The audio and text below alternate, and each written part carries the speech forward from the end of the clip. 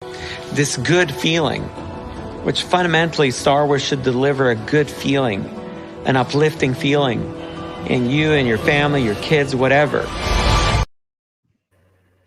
Speaking of good feeling, welcome to the Star Wars Reporter podcast. I'm one of your hairy, weirdo Star Wars nerd hosts, Wookie Steve, joined with my partners in crime, or as I like to call them, the scoundrels Star Wars Reporter, starting with Trooper Todd. Hey, I'm always in a good mood hanging with you guys, so it's always a good feeling. Thank you. Aw, nerd. And we have Django Jason. How's it going? Yep, no, likewise. I prefer the term geek for me, though. I think I'm more of a geek, really. So this geek is happy to see everybody. Whatever, nerd. All right. Perfect. And before we get started, I just want to make sure all you other nerds, make sure you follow us on our social media, Facebook, Instagram, Twitter, and of course, smash, as the kids say, that like button and subscribe to our channel so that all those other nerds can join you watching us, not nerds. And of course, for all the latest news in Star Wars, StarWarsReporter.com. That's what it looks like. Hey, you're right. I can't get it right. That's what it looks like right here. It's challenging, isn't it? Trying to figure out which way to point. Yes. It is. And of course, just like we said, subscribe to our channel. Help us grow the community. All right. So, of course, theme for tonight. Come with me if you want to live. Love the title. Love the title. Yeah. That's the feeling I got when I saw that picture. I'm like, that is totally because I think I said this the one time, that scene when Luke comes through to get Grogu, he was like the Terminator. So he was. It's totally what I thought. Come with me if you want to live. Right? It's good. Exactly. Really good. You need to do. All right, guys. So welcome. How's everyone doing tonight? Fantastic. I missed you guys last week, as I say before. Whenever I missed the opportunity to talk to you lads, so yeah, I'm looking forward to chatting tonight about Star Wars stuff. Absolutely. Yes. Missed my weekly dose. Dose. I know. Before we get into it, the topics for tonight, of course, are going to be the Disney Gallery. We're kind of catching up. The Mandalorian season 2, the finale. They did the episode of how they pulled off the whole Luke Skywalker thing and keeping it a secret for, I think, it was 2 seasons. Like, I think that was, from what I understand, watching it, they, like, Mark Hamill was saying, like, they invited him in. He watched the first episode before it aired, and he really loved the whole Grogu idea. So it was 2 years he kept that, or 2 seasons he kept that a secret. So that's got to be a record. And so we'll be getting into that, but then also too, a friend of ours, James, had sent a video to me a while ago, and it talks about Luke Skywalker, different kind of hero. It's the importance of Luke Skywalker, which is where I got inspired for the title of this podcast, and it just kind of made me think that along with talking about the Disney Gallery for that episode. Maybe touching on that, because he has some really good points. I'll leave the link to the video in the description. You could also go to StarWarsReporter.com where this is posted and watch it. But he's got a whole series of Star Wars videos. I think there's only like 8 or 9 videos, but they're really, really well done. So, and we'll be getting into that. So, Excellent. Yeah. So, I don't know if anyone had any show and tell for this week. I got nothing new Star Wars related. What? I haven't. I actually do. But first, I caught up with Todd. Oh, he did? Yes. He caught up with me. Isn't that a great figure? The detail on that thing is amazing. Crazy. The detail is crazy. And I feel really bad because I know you were looking for, I know you were looking for the Force Awakens Stormtrooper. That's right. Yes, the First Order Stormtrooper. and there was in a box, and I had one, and I could have just sent that to you. Oh, dude, I felt really? really stupid. Oh, well, now you don't have to send it. You have it yourself, so that's what's important, right? But Like, that's it's what good to I have didn't it. realize. And my box isn't crushed. The viewers at home don't know that, right? Like we showed the videos 2 weeks ago about the figures I got in, right? I was waiting for the last one, which was going to be the First Order Trooper, and I got it in. I was so excited. As Steve just mentioned, check this out. This is, I'm sorry to show my belly, but this is Canada Post. So it came in to Canada Post. Again, very happy. So you notice how his head is kind of crooked because the box got squished. Check this out. The box is totally squished. So that's why his head's turned, because there was so much pressure on him. His head's kind of concave. It turned his head. I'm quite, being a collector and keeping my stuff in boxes, this went from mint to okay in one shipment, right? So I'm a little disappointed with that, actually. My first thing I got that was really damaged, ordering through Amazon. And the only reason why I ordered through Amazon, because I can't find it anywhere locally because they're older figures. And it came with a pretty, is what, probably 10% more than it would be when it originally came out, because, they're hard to find. So therefore, the price gets jacked up. So a little disappointed that my box doesn't look as good as Steven's. Well, not everyone could be perfect, right? Well, So, right. It's hard. It's even hard to match up the Stevens look anyway, right? Because he looks good all the time. It's sort of cool with the head turn, but I know, right? But not You not know, the circumstances. But don't tell me that. Tell my wife. She thinks the opposite. So. I think he was talking about the Stormtrooper with the head turn, right, Jason? You're talking about Stormtrooper? But, Steven's head turn looks really good, too. I think, too, I don't know if you guys saw this. I got the, what's his name? Zalbar. Right? That's so, nice. I guess I could do. From the video games. Yeah, from the video games. So I picked it up because, of course, I got to do the Wookiee. So yeah. Is that from the Shadow of the Force? Or is that from what game is it Knights from? of the Old Republic. Oh, there you go. You're wrong. Knights of the Old Republic. So, nice. But a video game nonetheless. Yeah. I know Shadow of the Force starts off with Darth Vader going through Kaish, like wiping out Wookiees in the beginning of the game, trying to get this Jedi. Oh, what is that? I know, Todd. You're gonna freak out when I look got how big that is. I know. Wow. Where'd you get that from? This was a gift from someone who went to Disney. I live in Florida, so we're all not too far away. And they got me Todd, the ultimate Stormtrooper.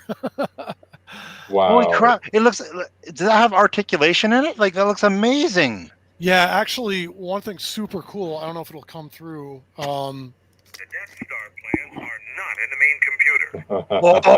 Oh, Yeah. So it's listen to the voice. it says like all the main first movie pretty much. All right, let's go. Oh, I love that. It Yeah. actually sounds like the real voice, even. Yeah, like, it's like right on. And then wow. let me see if I can figure that out. Why am I not figuring that out? Where is it? It's sophisticated. Oh, there we go. Yeah, it is. You can actually see it. Oh, that's so neat. Look at the miss. It's awesome. Yeah. So that is amazing. yeah, it was cool. I don't have I've got some other. I've got good Vader, and I've got a big Kylo Ren and Emperor and Boba Fett. I like the bad guys, and Todd, you're the ultimate Stormtrooper fan. This one, I'd wanted a large size trooper, and I didn't care what Stormtrooper it was even. And it just so happened I ended up with that one though, and I'm like, well, that's really cool. The funny thing is too, I didn't know initially that it talked and had the blaster sounds and all that stuff. I had no idea actually. I was just looking at it again, actually just last week in anticipation of doing a podcast with it. And I see these stickers on it. I'm like, well, what is that? And sure enough, it turns out to be, it talks in the black. I had no idea it did that, which is kind of silly, but So anyway, yeah. That is So- pretty. Who puts it out? Who puts it out, Jason? Does it say, is it What Hasbro? is this? It's got to be Hasbro, right? Through Disney? Or? You would think so. There's the big Disney logo on Maybe it. it's just something made by Disney. I think this is like a Disney, like an exclusive Disney. There's no sign of Hasbro on it. Well, And the packaging is just a little, it's pretty simple. I mean, there's some detail on the back, yeah, still, it's so cool. but then pretty simple otherwise. But I don't see anything Hasbro. I just see a Disney logo. Well, maybe it's made especially through Disney. So it might be one that's just from the park. Yeah, even. maybe. I wish there was definitely not there when I was there, because I would have picked that up and carried that around all day long. But they say, Steve, they say size doesn't matter, right? So that's all that matters. That's what they say. I will inquire further about its origins. I just accepted it. It was a gift. So I just, thank you. And I didn't really look into exactly, my friend Teresa got that for me. So I will inquire a little bit more about it though. So that might sounds like I should become friends with Teresa then. Yes, that might be a figure that we got to figure out how to get in another one and have it sent up there to Canada. We'll get her email address and phone number for anyone watching to be friends with Teresa if they want free stuff. So she'll be that'll make her overjoyed a to hear sugar that. mama, and you got to work, right? So that's all I'm saying. So, Right. I'm not saying Jason is. No. No. I don't know, but Well, for the right. but we'll person. move on. So, one of our topics tonight, of course, is the Disney Gallery, and anything related to Luke Skywalker is going to be a big thing for me. So basically, it's the behind the scenes of that big finale of, having Luke Skywalker come flying in to save Grogu in one of the best scenes ever in anything. Sorry, this is the best I could do. This thing. Oh my God, when he came in. Look at that. That's just so amazing. A little preview. I can sit there and watch that entire scene. I tried to find a clip that it was a nice clean clip that had like the whole scene of him coming in, or at least put together like all the fighting stuff. And that's about the best I could do. So well, that's the start of the whole entire battle, right? Coming out of the elevator shaft, and it's just like what an epic scene. Steve, like I hadn't had a chance to watch that episode of Gallery until today, and I was like, wow! Like being a filmmaker, and being a lover of film, have a chance to sit there and just watch filmmakers get so giddy. You know what I'm saying? Like, because they're all super fans, right? And you could hear in their voices, like one thing that really got me, and I got emotional. I was tearing up over when Jon Favreau was talking about how R2-D2 is his favorite, and when Filoni said, if we have Luke Skywalker, that means you get R2-D2, and they filmed the scene, and then also Luke comes out, and all of a sudden R2 comes behind him, and Favreau was talking about how he teared up. He didn't know why he teared up, but he just did.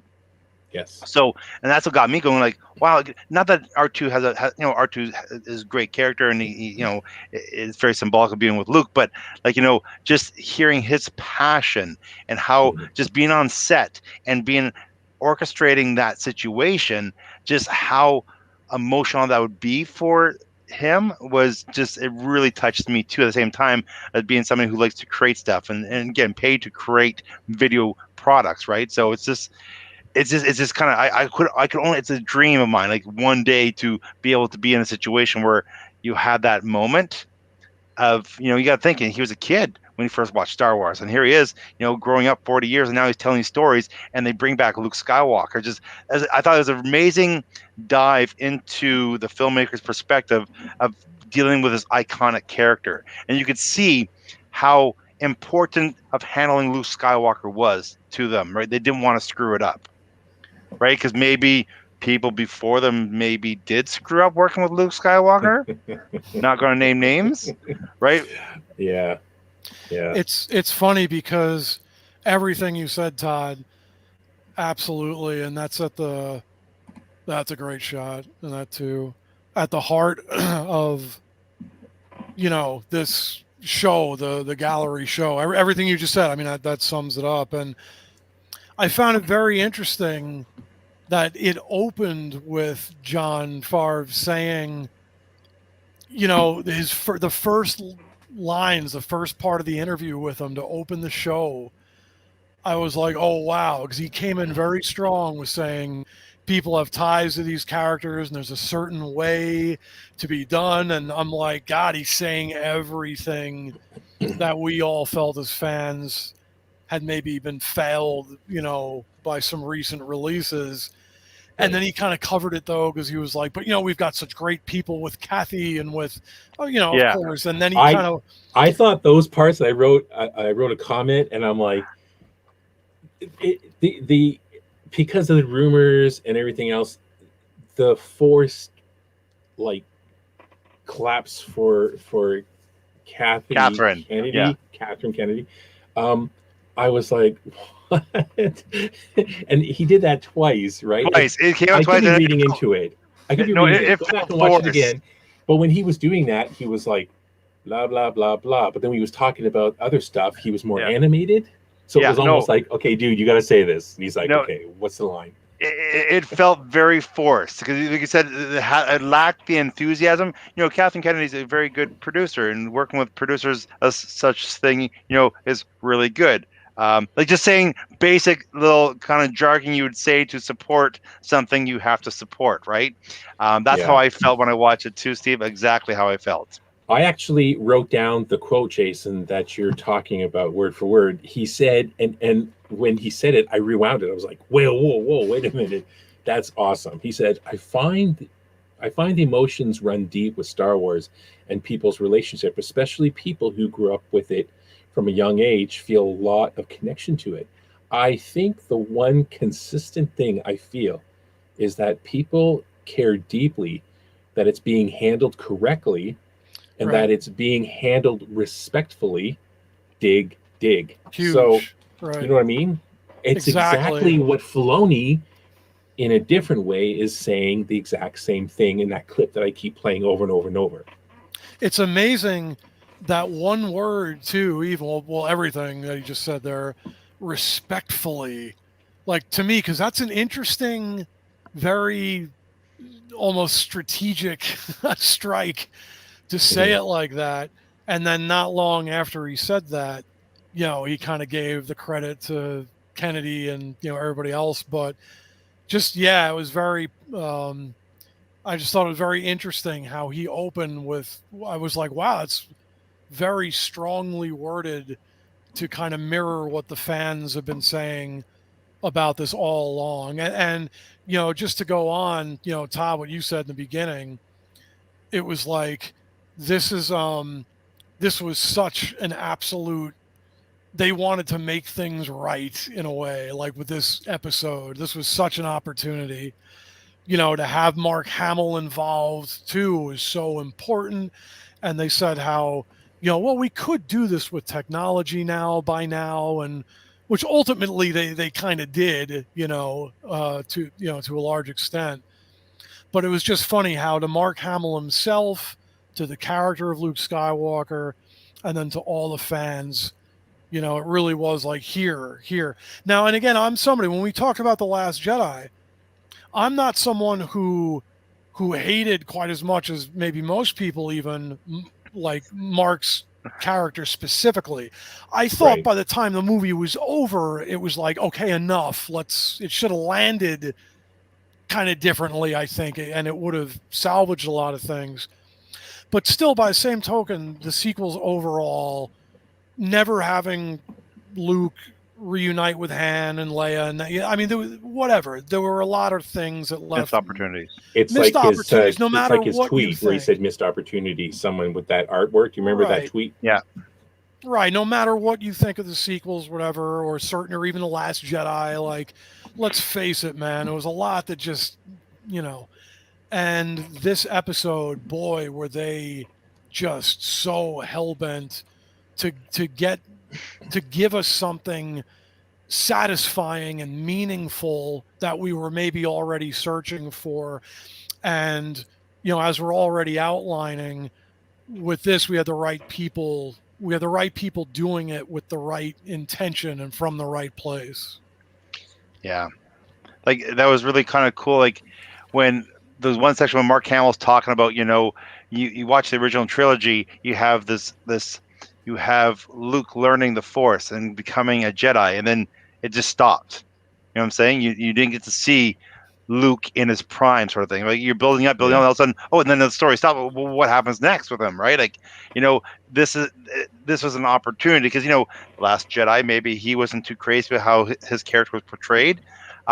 This was an opportunity for some vindication, and you can see they did so much. Like, you got to think of how much work they did. They brought Mark Hamill in, they filmed him, but he didn't they didn't use his body. They didn't use his body. They're using the other guy, the actor, right? But Mark Hamill would come in and do it. The other guy's watching, and the other guy would emulate what Mark Hamill did, which is really, really kind of neat. So they were like teaching each other. Yeah, exactly, doubling up. Like that's how important it was to get this across for the fans, right? Like, they have Mark Hamill's mannerism, how he walks, how which I think was, again, how much money they're spending on doing that, but they're doing it because it's a labor of love. Because not only was it important for the fans to accept this, but also for them to do it. Like, it's a labor. Like, they didn't want to screw this up because this was their childhood. This was their dream. This was, just, and you could see that all the, like, Jon Favreau, you can see Filoni, you can see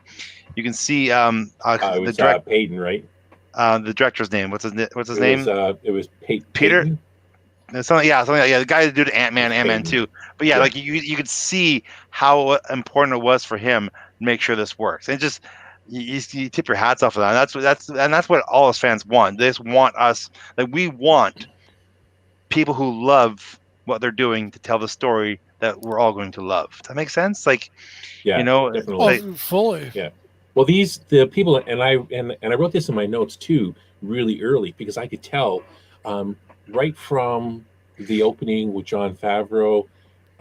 We've all seen the Filoni clip, and Peyton, even the director, how he was talking about Luke Skywalker. And I think both Favreau and the director, they both made reference to when they were younger, when they first saw Star Wars in theater. They did. And that's what it did. They were pulled back to that time, just having Mark Hamill come onto the set and having that whole situation. You know what I mean? Where some people make fun of people who got really emotional about the appearance of Luke Skywalker in that, and poo-poo nostalgia and think that it's just empty and fan service.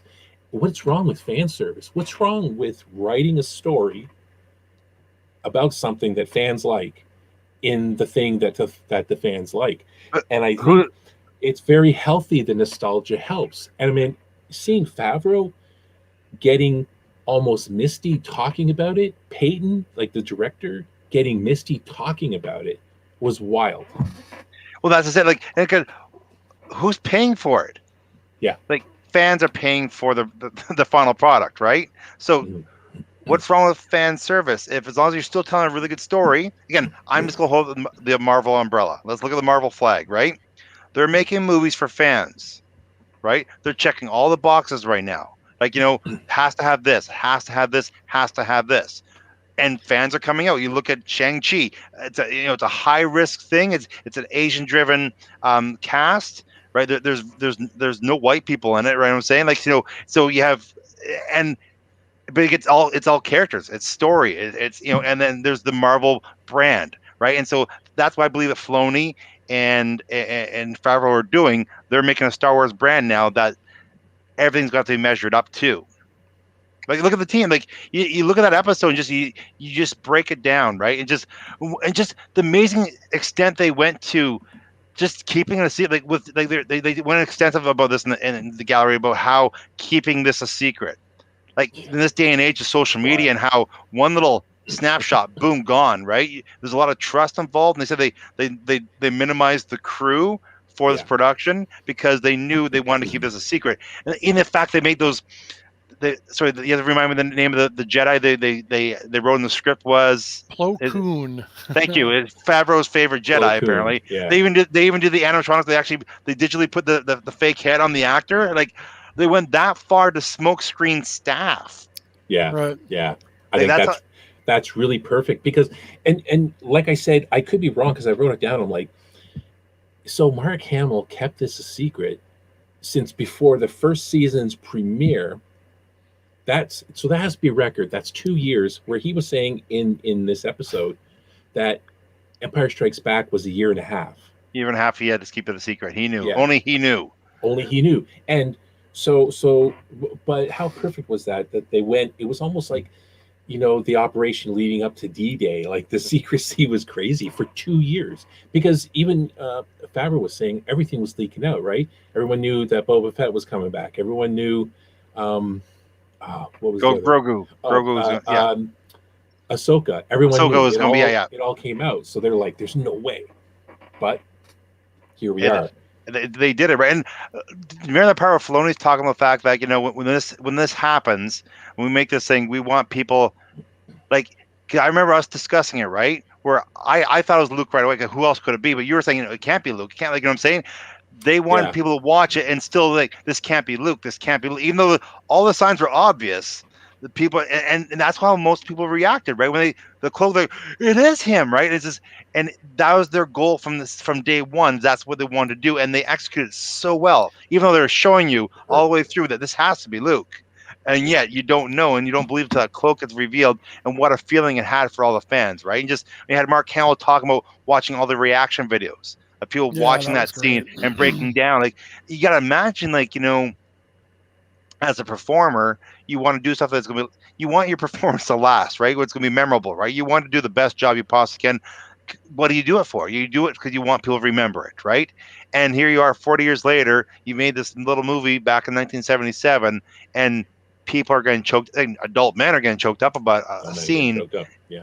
But just, again, that's effective characters development. That's effective storytelling. That's like, that's why we're getting everything. His reaction though when he was telling the story about where I think it was John Favreau sent them these links to these people reacting, and you see how they ended it. It you could tell it was hitting him really, really hard in the heart, right? Like, he really appreciated it, especially with being his character, his alter ego is Luke Skywalker, being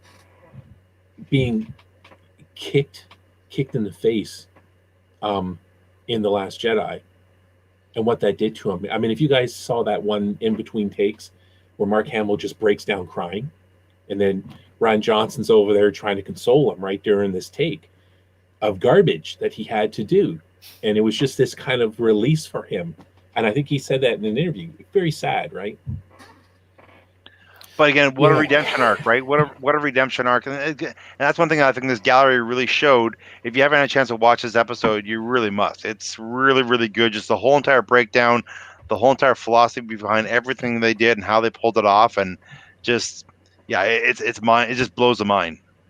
Yeah, even paying attention to his fighting style, they said in Return of the Jedi. Oh, yes. Even though obviously it was perfect because they were like, we were able to take his style, but then of course, make him a little more savage. It's a few years later, so he's at the peak of his power. And, and then when they were looking at even all just the different hairstyles, even with the tiniest differences from Return of the Jedi, but just honoring the character like that, looking at all of those details, just the way we would. And as you guys are pointing out, I loved how they described the sequence because it unfolded exactly as they were talking about wanting it to. That X-Wing flies in, and I'm like, oh my God, no way. And I'm like, there's Luke's X-Wing, but no, this is too good to be true. And then the door, and then the green saber, and little by little, cloak, one glove, right, and all of these things, and you're like, it's got to be Luke, but you don't, you almost can't believe it until you finally see him reveal, and then you're like, oh my God, and then you're just broken in a pile of tears. So the way they revealed, the way they planned to reveal him it unfolded exactly like that, generally speaking, for all of us. And just that sort of execution of all this, and you're like, yes, that's what this all needs. But what vindication though for Mark Hamill, and for the character, and it was just an amazing thing to see. And then I actually, now getting a little bit into the technical side of it, I actually was going to bring up and even see, Todd, like how you feel about this. Now, they brought in the other actor who, like, his body and look somewhat, obviously resembled Hamill at the time of Return of the Jedi. But, I felt like, okay, they had Mark in to deliver the initial performance and movements and what have you.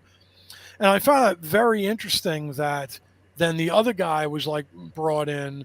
Now, I was trying to determine though, was that guy, the young actor, I forget his name, was that him then? And they just did what they were talking about, all the work with taking the photography and the deepfake and everything else. So ultimately, Mark wasn't even ever actually ended up on screen then, actually. It was really that guy. Or his voice. Apparently they used a thing. No idea. It was an app called Respeecher. Yeah, that was and something it's used for his voice. And it's so weird. It works like deepfake, is that it takes his voice from the movies and just pieces it together. You just analyze it, yeah. And I thought this whole segment where they were discussing it, Favreau goes into great detail, and I thought it was interesting that how he was discussing it. He was talking about how they use deepfake, and then he was like, how, it could be used for unethical reasons. He mentioned that a lot. That is some of the worry about this technology. He is so good, and he talked about it for quite a while. I wrote these notes. I'm like, I took it as he's talking about stuff beyond like a movie. I'm like, you could do disservice to a character or something. But I started to feel like, is he talking about like for some other vile reasons, like for news, like spy for news? Because they talked about this ever since political agendas. Like you look at the U.S. political agendas right now, like situation they're in right now, right? Quite frankly, it's a scary moment, and quite frankly, this technology could be used improperly to make somebody look bad, and it works very effective. Definitely. I find this. You heard me talk about this before. That the Luke Skywalker thing isn't as good as I've seen other people do. As we all know, the Lucasfilm hired this guy who did this rendering of Luke's face that was actually better than what they did, right? And I watched these guys. I mentioned this before. Corridor Crew. They've done tons of deep fake stuff with Tom Cruise. They did one scene where Keanu Reeves was in a grocery store and someone was trying to rob the place and he stopped the guy. But again, all done with deep fake. And it was amazing how it looked. I swear it was Keanu Reeves, right? So yes, the technology is getting to the point where, again, it's not stuff that Disney owns, or like you, Steve, you, Jason, can do it on your computer. You got a good computer, you can do it. That's what they were saying, right? Yes. And have you guys ever seen? Key was on, comedian, or like the Key and Peele. Key was on. It was Jimmy Kimmel, I think, and they were demonstrating this deep fake. This was a couple of years ago, and he was. Because he does such a good Obama impression, he was talking, and the deep fake was just following along with him, and he can get Obama to say anything, and the impression was so good. So I just thought it was interesting, because then he brought up the fact that in the Boba Fett episode, where Boba shows Mando the blockchain, and how it was key to his genetics, and that he was like. Favreau was connecting it to that, saying maybe that's what will happen if this starts taking off. You'll need blockchains to prove this and that. It was really, it took a weird turn there. It went down a big rabbit hole. When I was watching, going, this doesn't feel like this is appropriate for this episode at all. What was going on? But it is quite frankly. It is a concern that we have in the media, sort of thing. I've been talking about for years, right? But it's a concern because it's getting so easy technology's getting so good, and you don't need $100,000 computer to do it. Yeah. Yeah, and if that Yeah, kid it's can been easier and easier. do Luke Skywalker on his own, good enough to be hired by Lucasfilm, a lot of people can mimic whoever the hell they want, to a degree at least.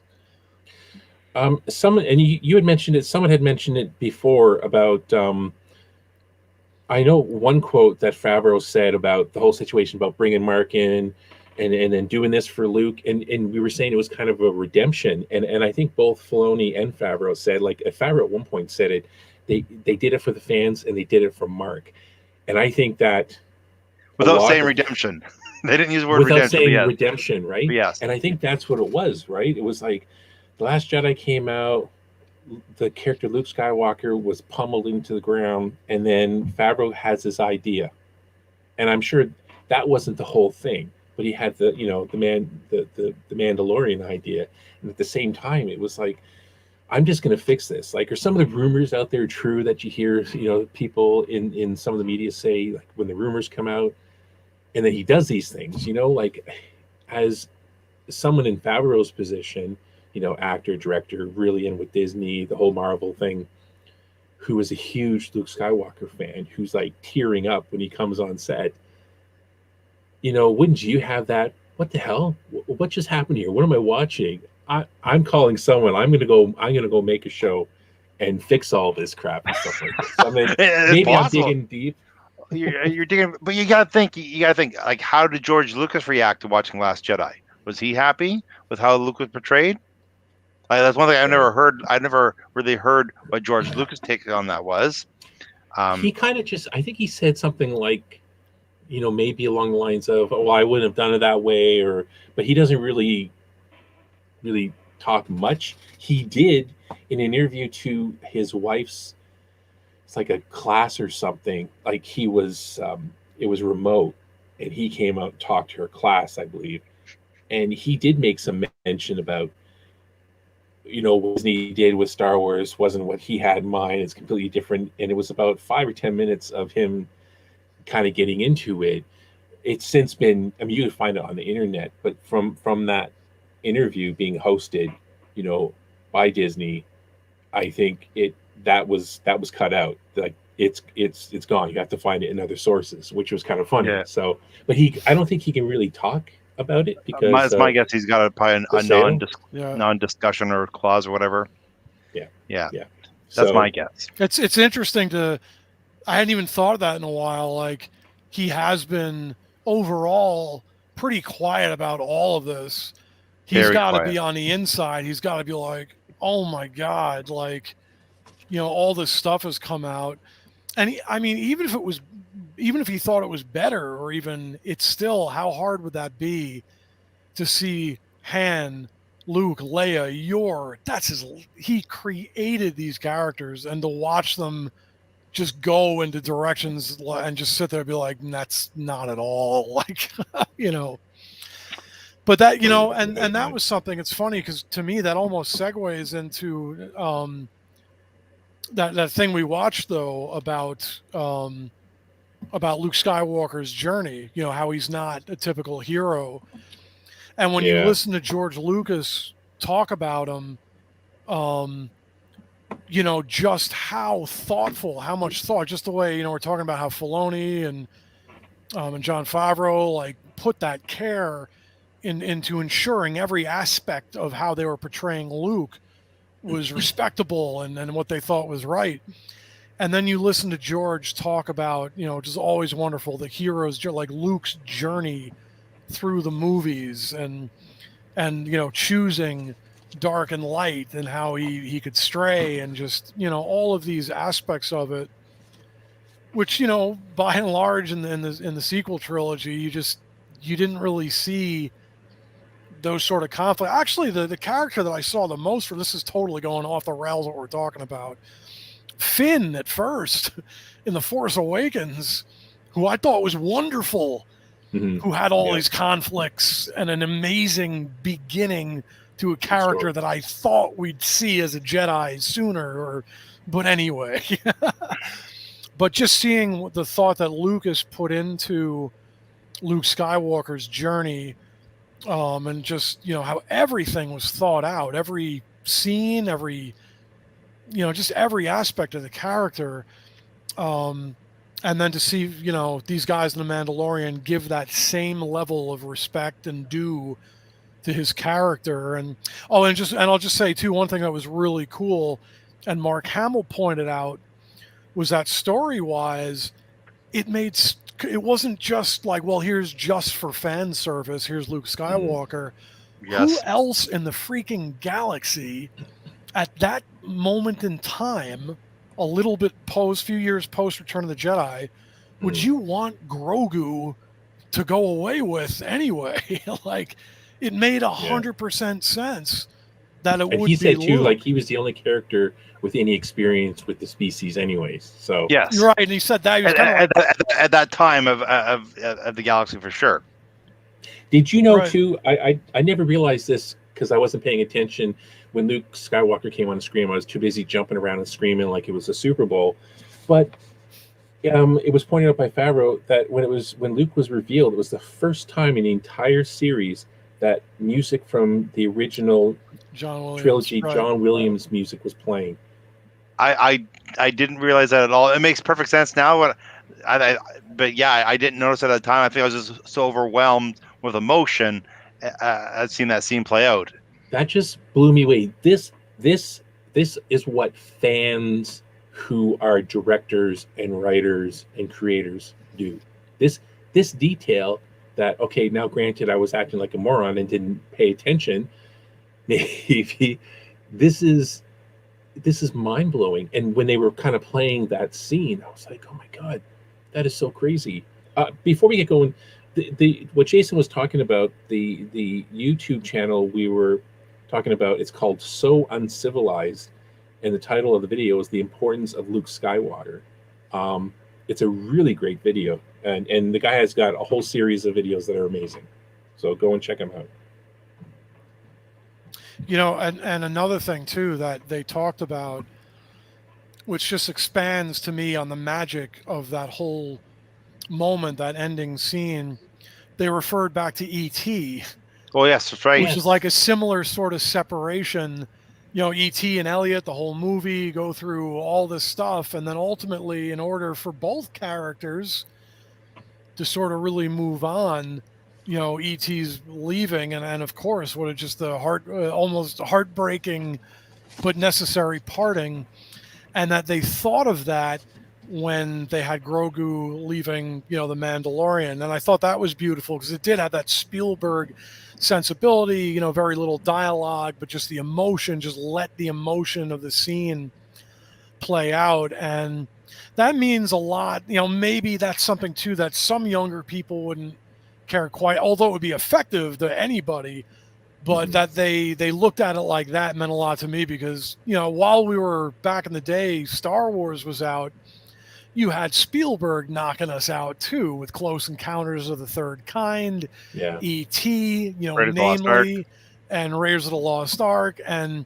Spielberg was just Spielberg would just pull tears out of you, for recognizable real emotion like that. Hey, So I remember being in the seats watching E.T. in theaters, bawling my face off at the end. Like, it was mentally insane. Like, if I can go back and actually be facing the audience and see the first reactions, it'd be hilarious. And one thing that's just real quick, for a few seconds, another sort of left turn. That movie, I think everybody knows Star Wars and knows Raiders of the Lost, Indiana Jones, and even obviously Star Trek with the movies and Lord of the Rings. I think one movie that it's like people who were there remember, but people who are younger wouldn't really know. E.T. was huge, massive when it massive. For that couple years when it first came out, 82, and in that time frame, it was huge. It was Star Wars level big. There was E.T. was everywhere. People were nuts for it. I saw it, I don't know, like 4 or 5 times that summer. It was hugely, hugely impactful. I'll swing this back around just by saying how awesome was it that those guys, tapped into that as well for the finale for the Mandalorian season 2, that they looked at that scene specifically and thought of that.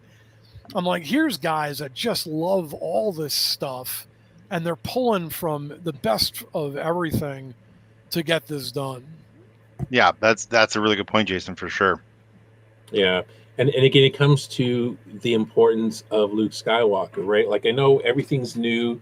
Everyone wants new stories, right? There's so many people that are like, oh, the original trilogy is okay, but it's old and blah, blah, blah. And, maybe this character, I guess times change, or, what people are interested in change a little bit. But, I think that the concept or the character or everything about Luke Skywalker is consistent, and kind of remains in the end, right? For someone that isn't just negative against it, right? Like, maybe some of us were kind of like about the prequels back in the day. I know for myself, I've come around, and I think that's largely to giving it another chance, or seeing what was on the other side, the sequels. Made me see that the grass where I was a lot greener. And maybe Jen's influence and stuff. But Luke, again, the importance of Luke Skywalker is fundamental. This episode really touched on something I've seen a lot of debate, and I think I've seen lots of stuff on Star Wars Reporter. Actually, when Favreau's talking about Luke Skywalker and his skill set, and he brought up Ahsoka. And he said that was Filoni. Yeah. Filoni. So did I say Favreau? So I meant Filoni. Yes.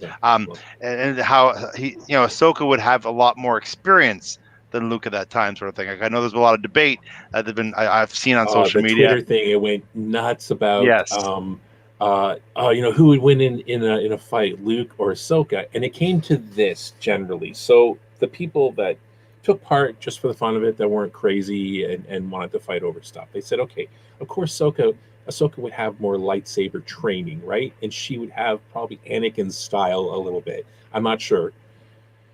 Where Luke doesn't probably have as much skill in the lightsaber. He sure as hell looked like he did when he was doing his thing, rescuing Grogu.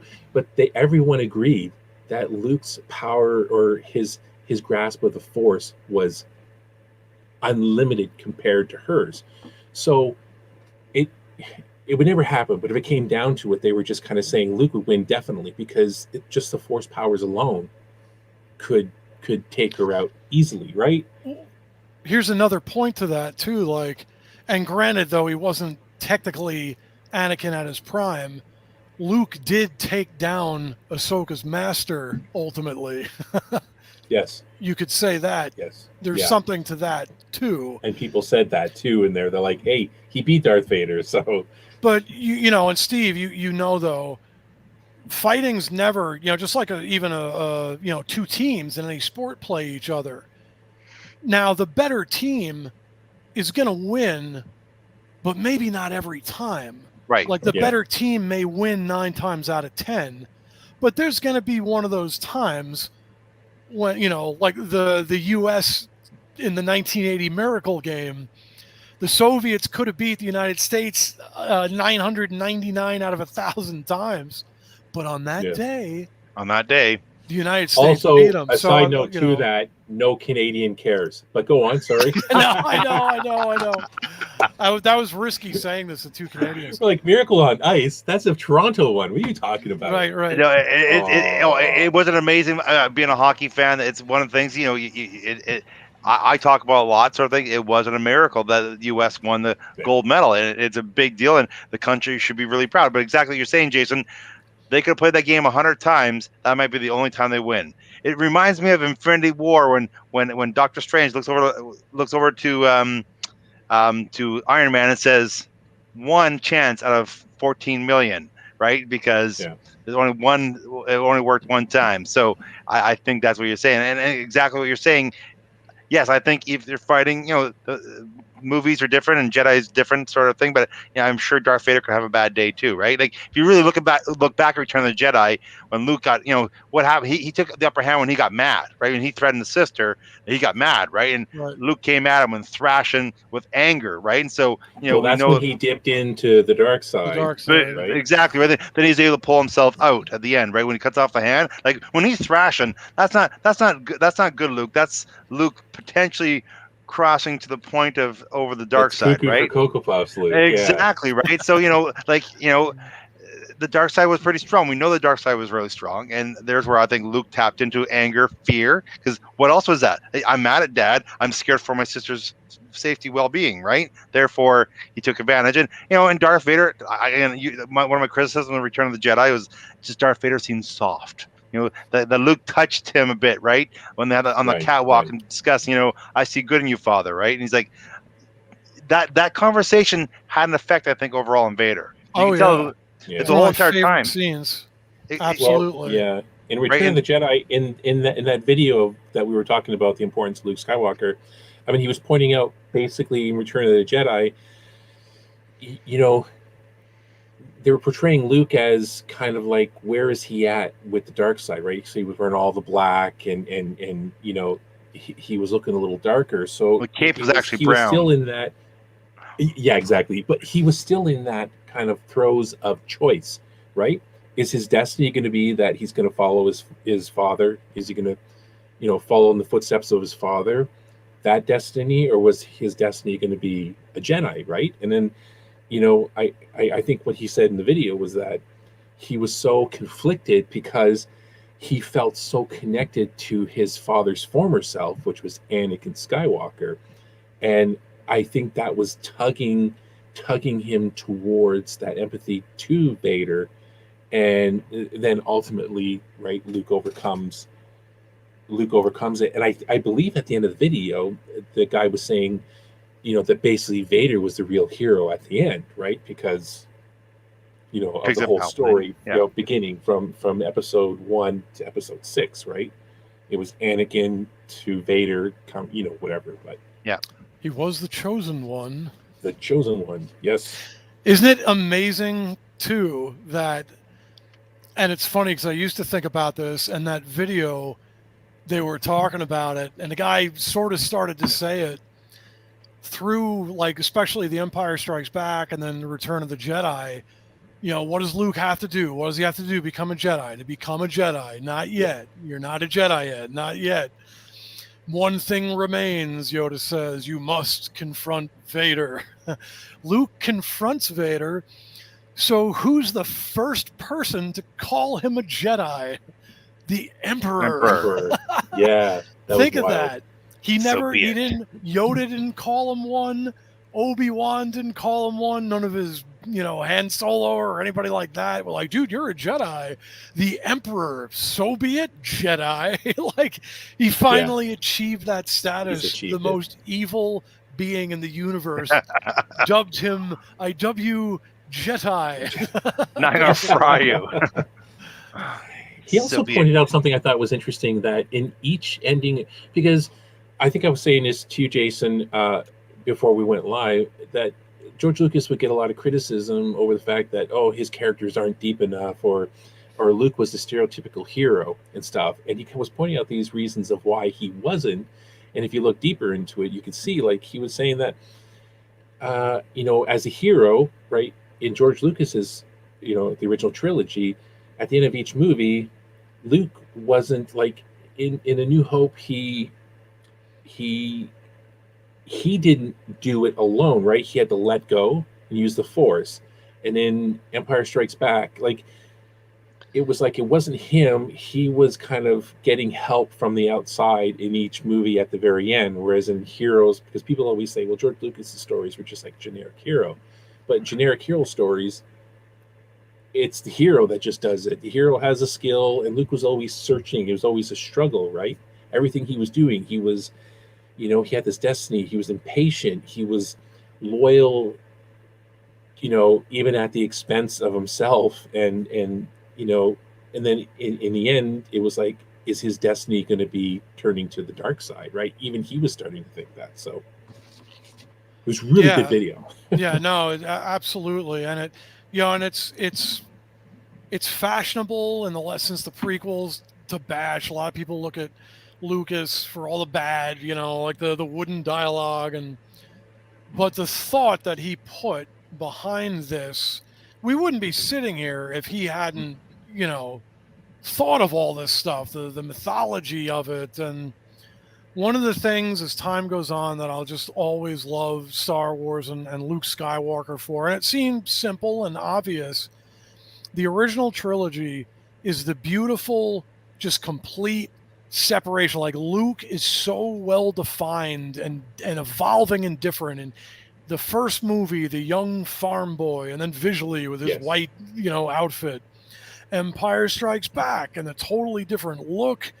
And now he's, seeing himself as more killer than he is and stumbling as a student and failing.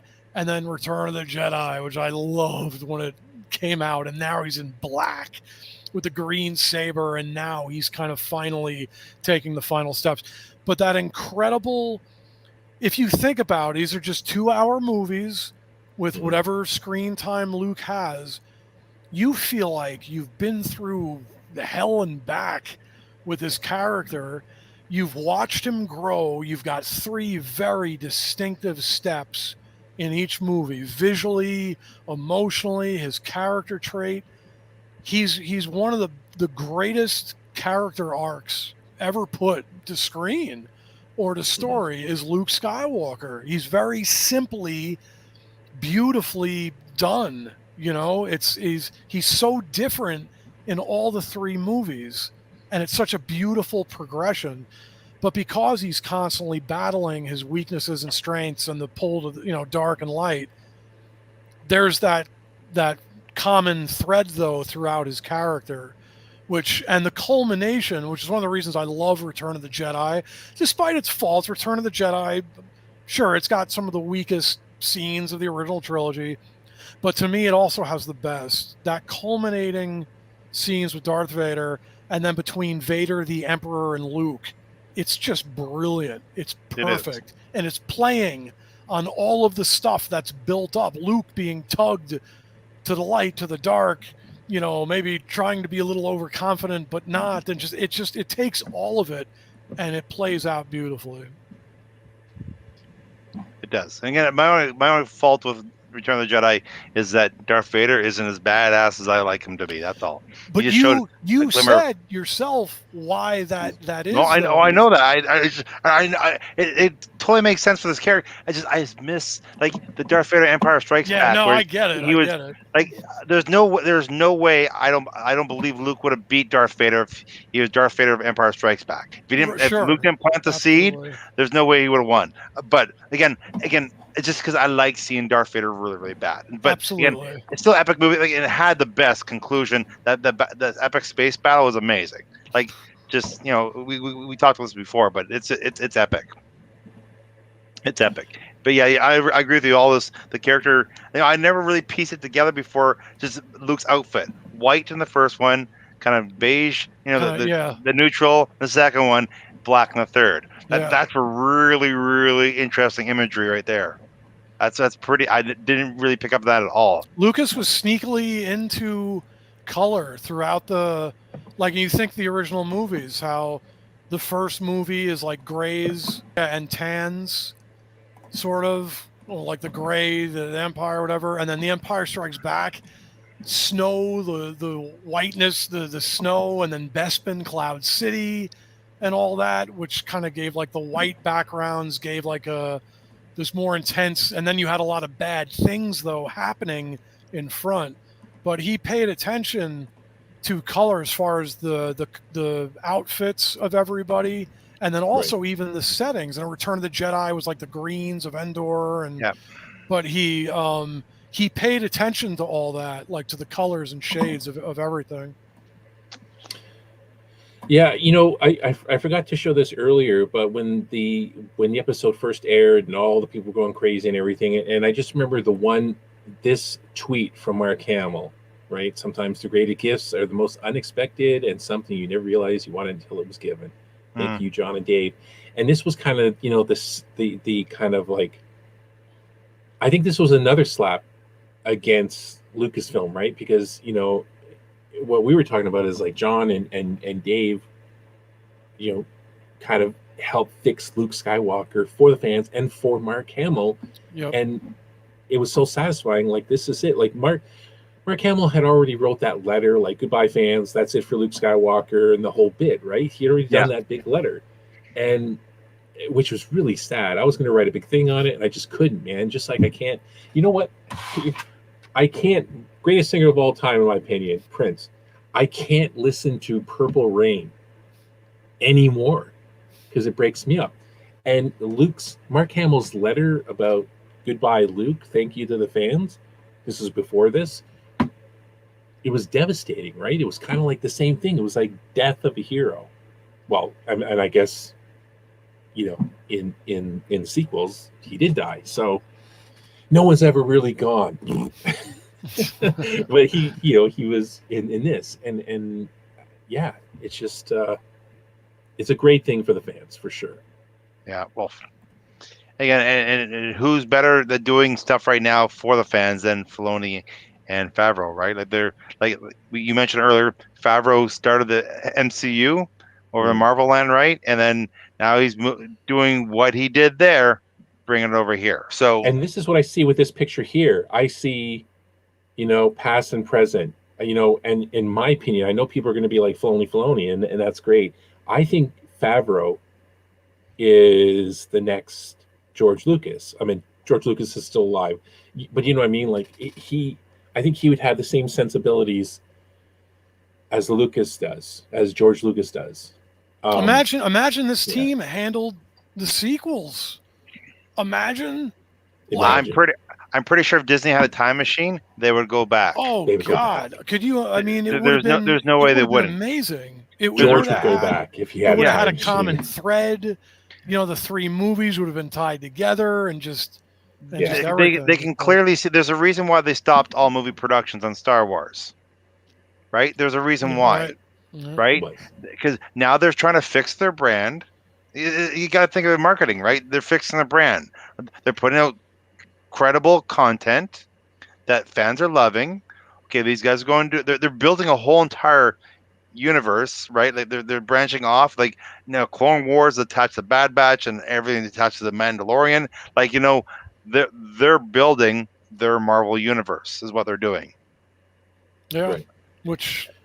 Well, cross your fingers for the future. Yeah. And I hear I heard rumors that Taika Waititi has plans for a Star Wars movie.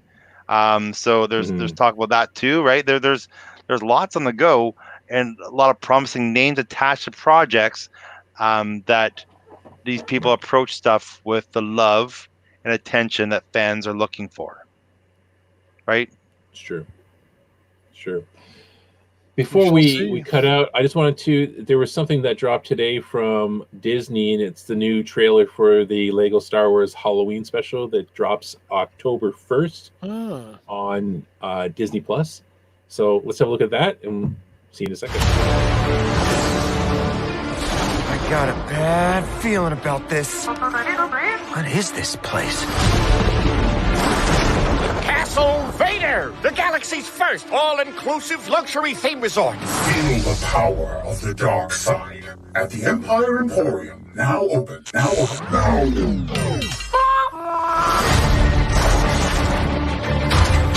Within these walls lies tales almost too terrifying to tell. Would you like to hear them? Was that lightning inside? Oh, that's the big one! The legendary tales of the Sith speak of the thirst for power. Oh no.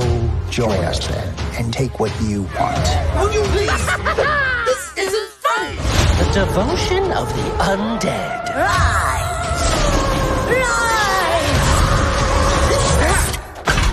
Uh-oh. And submitted for your approval. A tale of desire. I wish I was a pilot. Join the Imperial Academy. I will train you. Oh, yeah!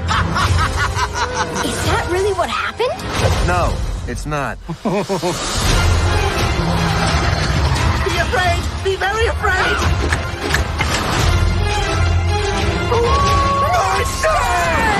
So, what do you think? A little on the nose is what I think.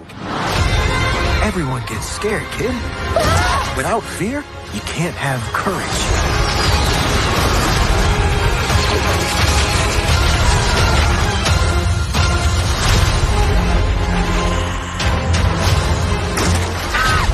Here's B14961138.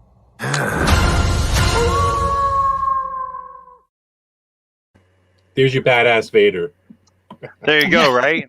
I love the droid coming through. Here's B125, how his head jerks around. I thought it was really funny. I watched, I don't know if you guys watched the holiday special that they released back in Christmas time.